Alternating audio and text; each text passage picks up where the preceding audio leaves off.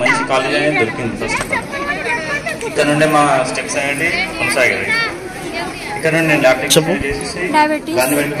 ఆధునిక కాలంలో చోటు చేసుకున్న మార్పులు డయాబెటీస్ పేషెంట్లు రోజు రోజుకు పెరిగిపోతున్నారు.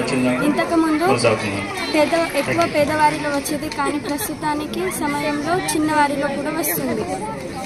దాంట్లో 2 రకాలుగా ఉంటాయి. మానవ శరీరంలో క్లోమ గ్రంథిలో ఇన్సులిన్ హార్మోన్లు ఉత్పత్తి అవుతాయి.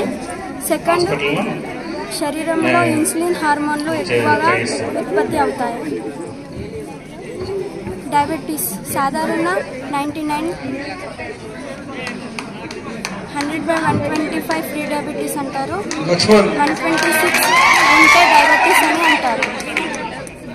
దాంట్లో తీసుకోవాల్సిన ఆహారం ఆకుకూరలు, చిరుధాన్యాలు మరియు ప్రోటీన్స్ కలిగిన ఆహారాలను తీసుకోవాలి. దాంతో ఏమైతుంది అంటే షుగర్ ఎక్కువ రాకుండా అంటే పెరగకుండా కంట్రోల్ చేయొచ్చా?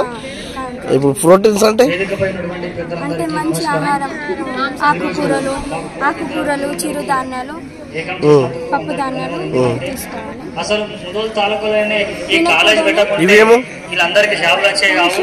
డబ్బులు పెట్టి ఎక్కడ కూడా చదువుకోకుండా జాబులు రాకుండా పిల్లలు చేసేసుకునే. కాబట్టి సార్ మనం రామకృష్ణ సార్ ప్రత్యేక ధన్యవాదాలు. ఎందుకంటే ఈ రోజు మన బయలుసపడంలో ఈ కాలేజ్ పెట్టినందుకే మనకి ఈ స్థాయిలో ఉన్నాం. కాబట్టి సార్ ప్రత్యేక ధన్యవాదాలు తెలియజేస్తున్నాం. సార్ ఈ దేవుళ్ళ యొక్క సార్ మనకు మన బయలుసపడంలోనే పదార్థాలు ఎక్కువ తీసుకోవద్దు. తక్కువ తీసుకోవాలి. ఫ్రూట్స్లలో తీయటి ఫ్రూట్స్ తీసుకోవద్దు. మామిడి అట్లాంటివి తీసుకోవాలి.